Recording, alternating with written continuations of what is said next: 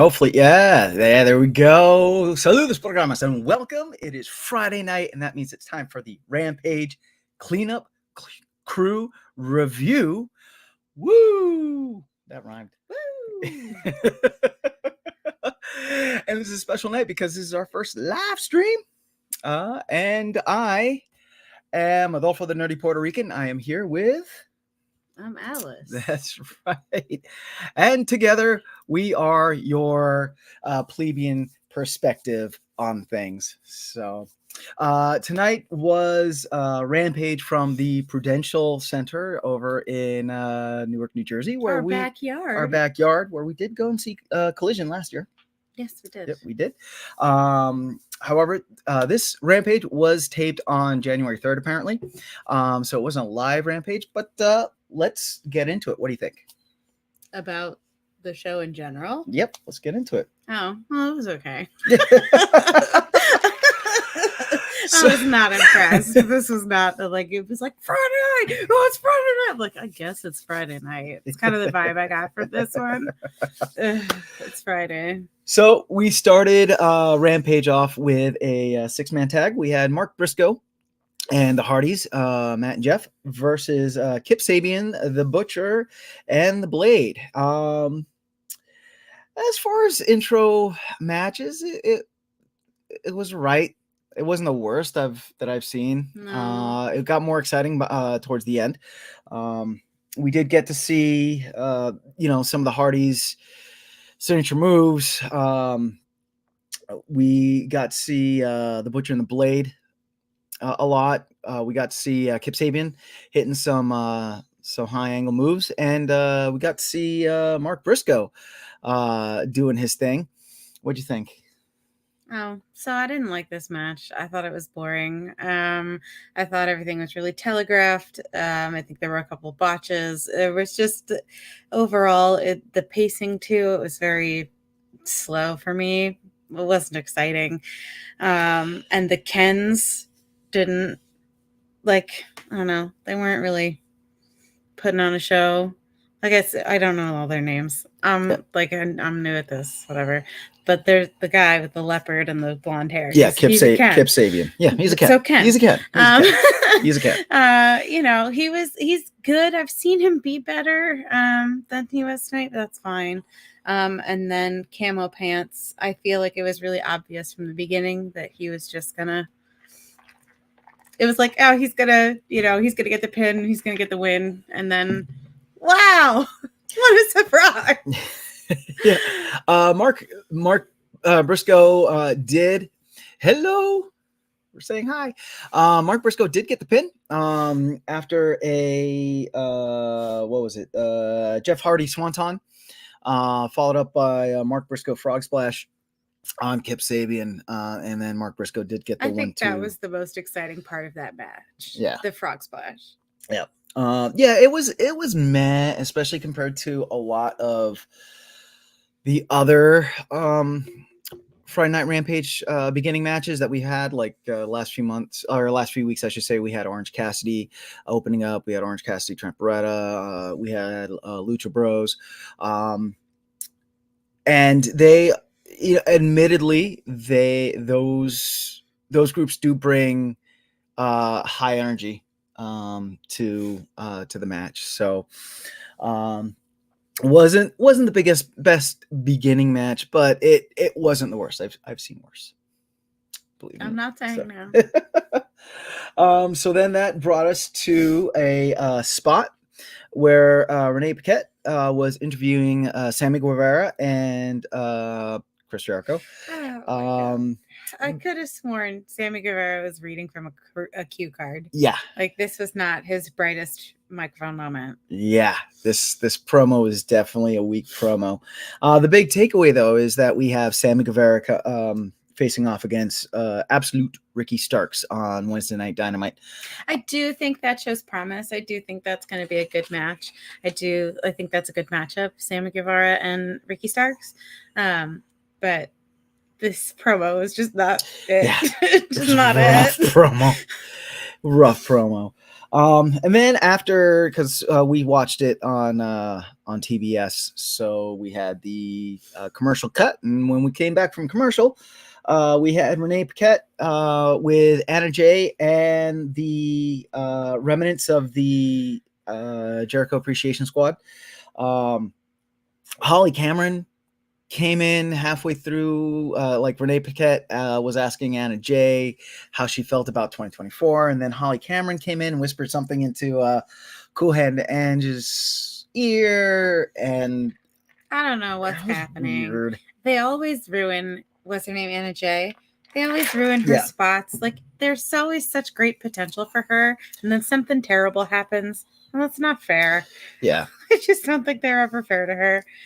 So I feel bad, but that was also a lackluster spot, in my opinion. Yeah. Also, who's Paquette? Renee Paquette is Renee Paquette. I don't know. She might have been having an off night because I just felt like she wasn't great either. Right.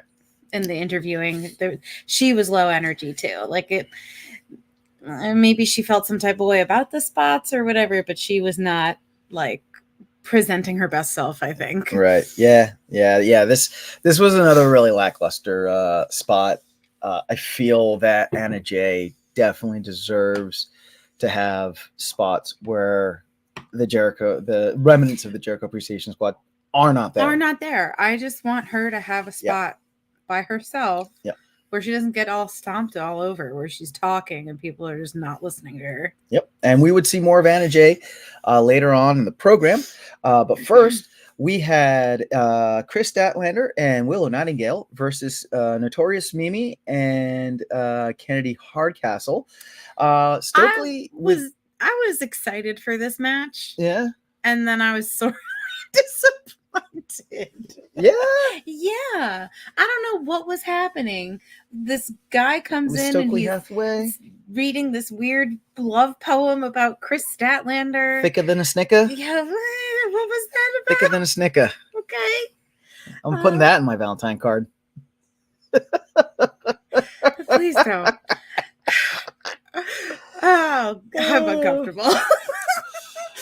Oh my God, I forgot my slides. Yeah, so that was our first match. Was the Hardys. Yeah, we have slides. Yeah, look at that. So the Hardys and Briscoe and Butcher and Blade and Kip Sabian. So the Willow Nightingale and Chris Statlander. I also don't I love Chris Statlander. She's great. I think she's a wonderful wrestler. I think she's also really good at like putting over other wrestlers that she fights with. But my heart belongs to Willow Nightingale, right? And so you're allowed to be obsessed with Chris Statlander or whatever, but then like give the same energy to Willow. Well, and I think that was part of his shtick, right? But it was like, oh my God.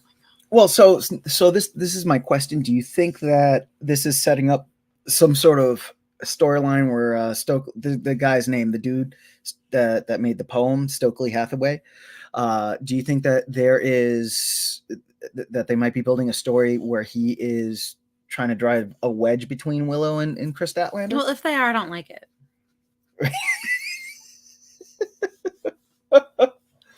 Do you just not like the execution, or do you? The execution is poor, and I don't like that idea. Like they kind of just became good friends again. Like, can we have that for 5 seconds? Yep. Before trying to split them up again. Yeah, that's fair. That's fair, and it would be nice if they, and I think I said this in one of the other reviews, that if they were the foil for the dark side that is Julia Hart and Sith Blue, then put them together and keep them together instead of trying to do this weird whatever it was. Yeah, with Stokely Hathaway. Right? He cut off the music and he interrupted the intro.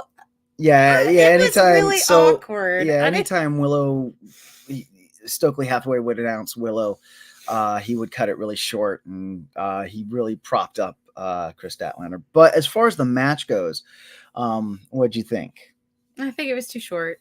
I think it was too easy. I think that Chris and Willow, of course, deserve breaks and breathers and stuff, but I also feel like they deserved a better written show or fight than they got. Okay. I mean, it was, so at the beginning of the match, Chris and Willow, it was just like it was a slam fest. They had Notorious Mimi in their corner and just kept picking her up and slamming her. And then that gets boring. Yeah, and then the other spot was which was a cool spot, I thought, was Willow double suplexed both Notorious Mimi and Kennedy Hardcastle. So that was like that pretty move. cool. Yep. And I guess Django doesn't approve either. Yeah, I'll go get him. Yeah, so that was that. Willow Nightingale and Chris Statlander did get the 1, 2, 3. More to the point, Willow did get the 1, 2, 3. And then this brought us to another spot with Renee Paquette, and she was interviewing Matt and Jeff Hardy. And Private Party actually ended up coming in and interrupting the spot.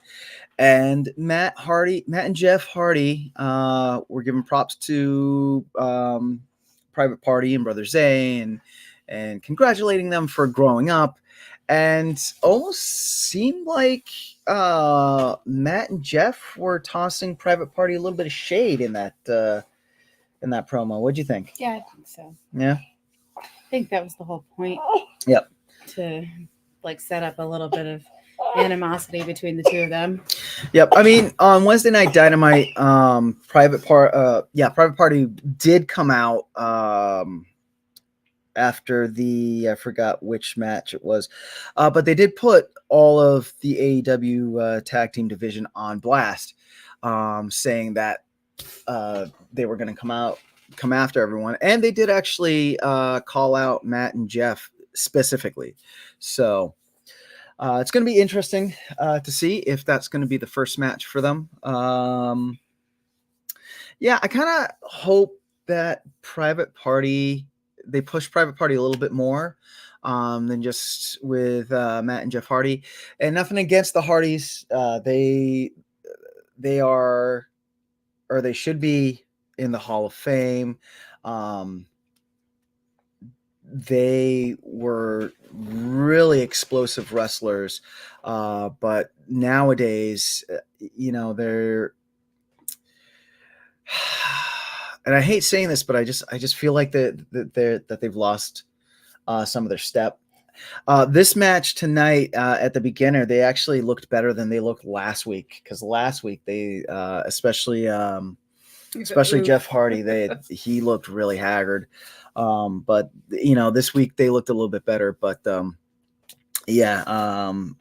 really hope that they put Private Party up against like the Lucha Bros or Top Flight, so we have really like high energy versus high energy, because that's the type of match that Private Party is going to be bringing. So but then after that we got our third match of the night, which was Anna Jay versus Hikaru Shida. And I thought it was a pretty good match. What did you think? I liked this one. This was the match of the night for me. I mean, the what do they call it? The last match? The main event? The main event was fine. It was better, I think, than everything, but I was excited about this one. I thought it was good. I thought they exchanged like blow for blow, like I thought Anna Jay really showed up this time. Yes. Like there are some times when Anna Jay comes out and she fights and it's just like what is she just there? Like she's just like a lamp, I guess, to be tossed around. Right. But she really showed up. It was really kind of touch and go there who was going to win for a minute. Which I really liked. Yeah. So this was a good one for me. Yeah, Anna Jay definitely was dominant in most of this match. And Hikaru Shida did fight back. She did end up getting the 1, 2, 3. There were some great spots though, like I can't even read my notes. I need I write like a doctor. Or you could just wear your glasses. Or I could just wear. No, I literally.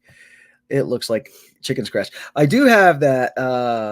That we had a reverse 1, 2, ooh, and then Hikaru reversed it into a 1-2 ooh.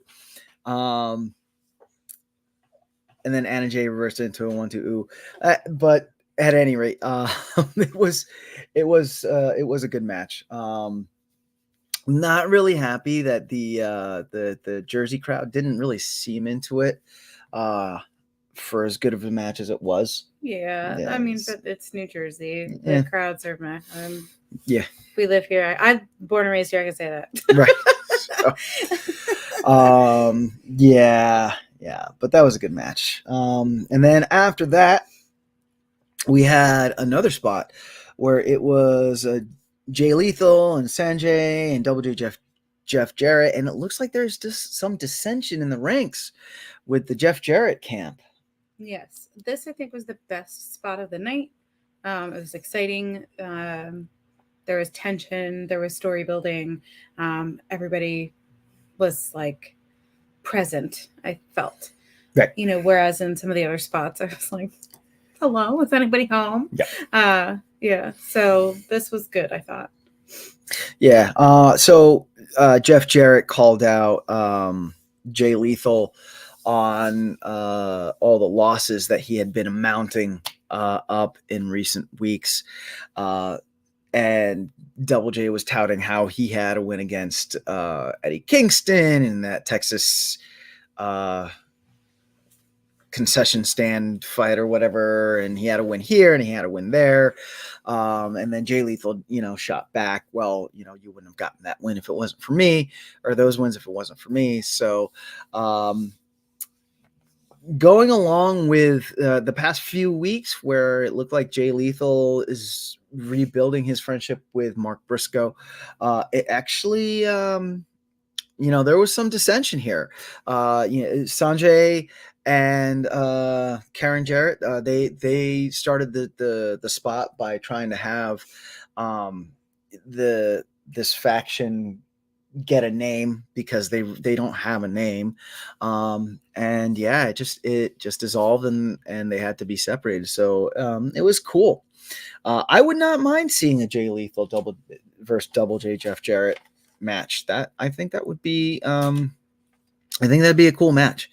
And Double J, so Double J Jeff Jarrett, you probably don't know, and for any of the new wrestling fans that are out there, Double J is a wrestler that's been around for a long time, since at least the late 80s, early 90s, and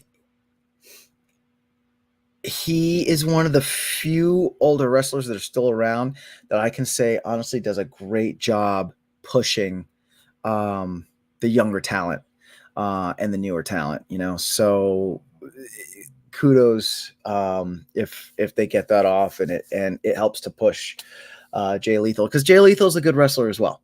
So I mean, he fought in the Continental Classic, and he had some really good matches in the Continental Classic. So there's and then after that, we went to commercial. When we came back from commercial, we had a short video spot of the patriarchy and Christian Cage. Oh, that was a spot? Yeah. I thought that was a commercial. Yep. Nope. That's a video package spot. A video package spot. That's what it's called in the biz. All right. Well, it just made me mad about World's End all over again. Honestly. That's what happened to me. Yep. So if you didn't watch World's End, we had Christian Cage versus Adam Copeland. And Adam Copeland, Rated R, superstar. And Adam Copeland did end up getting the pin on Christian Cage and winning the TNT Championship belt, only to have Luchasaurus, aka Kill Switch, come in, who had earlier won a contract for on the spot title fight for the TNT championship contract that night, and he cashed it. Well, he went to go cash it in, and Christian Cage jumped in and said a word to Luchasaurus Killswitch, and Killswitch handed the contract over to Christian Cage, and Christian Cage was able to, because Adam Copeland had been knocked out, was able to just get the 1, 2, 3 and get the belt, the TNT belt back, which, yeah, it really, what was really an exciting match just really turned into such a sorely disappointing moment. yeah, I not to retread past matches, but I would have appreciated it if they waited to have Luchasaurus cash in on that, Right. for a little It bit. felt like, he earned that. Why Yeah. did we cash it in immediately? That's so frustrating. And I felt like it was poor writing. Yeah, and it's really making, in my opinion, it's really making Luchasaurus seem very spineless. Yeah, and like they've been teasing this tension between Christian Cage Cage, yep. and Killswitch Killswitch. ever. Yeah. And like, so he's supposed to be this big scary monster guy, right? Yep. And you're afraid of a human. Yeah, right. Yeah, and he's like, that doesn't sound right. Right, and he's in essence being treated like a little baby. So it's right. It's like, not even a little baby. He's being treated like Harry, like the family that Harry Potter went to live with. What, the Dursleys? The Dursleys, yeah. It's like the Dursleys with Harry Potter, with Killswitch and Christian Cage. Okay. What? You don't think so? It's an abusive relationship for sure. I'm just not sure that that's the connection I would have drawn. Well, I mean, what do you think? He like kicks him under the broom closet? Yeah, because look, he hypes up Nick, what's his face, right? And he hypes up Nick's mom, right? Nick Wayne, right? He hypes up Nick Wayne. He's like, Nick Wayne, my son, my who the one that's gonna inherit this, and then the matriarch. Nick Wayne's mom is the matriarch. I guess I haven't seen enough spots with Nick in them. Yeah. To know that. Yeah. And then when it comes to kills, oh, yeah, you didn't see the Wednesday Night Dynamite spot. Yeah. So on Wednesday Night Dynamite, Christian Cage and the Patriarchy, which is what his faction is called, they came out and they did a spot. And Christian Cage, he comes out and he goes, first I'd like to thank Nick Wayne, my son, the future of the Patriarchy, who will one day inherit this belt. Next, I need to thank the matriarch, Nick Wayne's mom, who I can't remember her name. And then finally, Christian Cage goes, and most importantly, I'd like to thank, and Killswitch is standing behind him, right? I'd like to thank the one person that made this all possible, me, Christian Cage. Completely blew Killswitch off. Dude, I'm so ready to watch Killswitch take him apart. Like, right? Can we just have that? Can you just please give that to us? Give it to us, please. I'm ready. We're ready. We're ready for that. So then this led us to our last match of the night, which was an ROH for the ROH Pure Championship. Following ROH Pure Rules, we had Wheeler Yuta versus Commander. I was afraid to say, but when I saw this match that it was Wheeler Yuta versus Commander, I kind of figured Commander was going to be taking the loss. But the match was good. It was a good match. Wheeler Yuta did a really good job at neutralizing Commander's energy and his normal style. Because Commander is being one of the Lucha Bros is very high flying, going off the ropes and a lot of energy, really fast offense. And Wheeler Yuta was able to really keep him on the ground. Really went after the arm with a wrist lock armbar. And to his credit, you're right there, buddy. To his credit, Commander really sold that arm, the arm that Wheeler Yuta was working on. He really sold that really, really well, to the point where I was like, wow, did he really hurt his arm? I don't know if you noticed that at all. Yeah. Okay, yeah. But I agree. Yeah, he did a great job selling that. and I'm gonna be checking tomorrow to see if Commander did end up injuring his arm. But you know, yeah, because of that, Wheeler Yuta was able to have Commander expend all of his rope breaks. So in the ROH Pure rules, you only get 3 rope breaks, and then after the 3rd rope break, that's it. So if you grab the rope, if you're in some sort of submission hold, the ref won't break the hold. And that is how Wheeler ended up getting the win, because Wheeler Yuta ended up getting that wrist lock armbar again on Commander. Commander went to grab the rope, and the ref was like, nope, and Commander ended up tapping out. So Wheeler Yuta retains your ROH Pure Championship. What did you think of the match? It was good. Like I kind of alluded to before, I liked this match. I thought it had good energy. It was exciting. So definitely, like, the second half of Rampage was much better than the first half. And I liked it. It really felt like Yuta came into the ring like with a plan. Yes. Yep. He's like, I've studied how this guy fights, and I'm going to enact this plan, and it went off pretty much without a hitch for him. Right. So yeah, I liked that. I always find it interesting, the matches that have like different rules. I always find those interesting to watch, because. So here's a question. Here's a question for you. Now that you have seen a few of these matches, are you able to tell when it is a different rule set, and are you able to follow along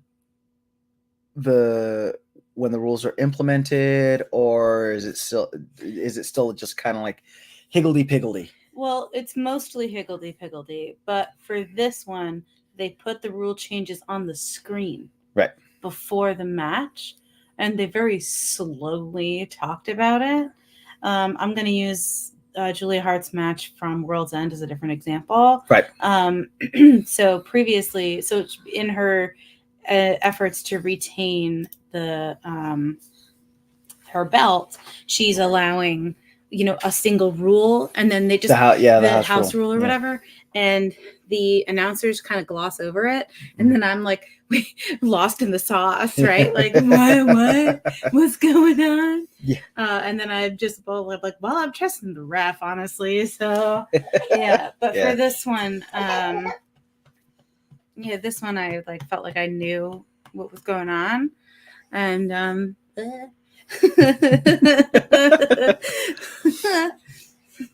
a right hook. Yeah, so I felt like I actually knew it was happening this time. Yeah.